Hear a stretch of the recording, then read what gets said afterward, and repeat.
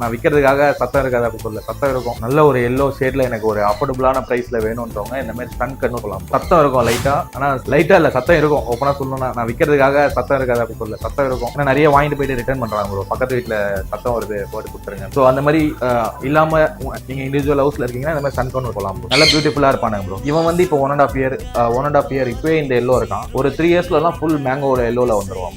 Yellow dominant தான். இவனுங்க பேசிக் சிக்ல இருந்து கொடுத்துருக்காங்க. சீட்ஸ் நல்லா விரும்பி சாப்பிடுங்க. ஃப்ரூட்ஸ் எல்லா ஃப்ரூட்ஸுமே சாப்பிடுவானுங்களா.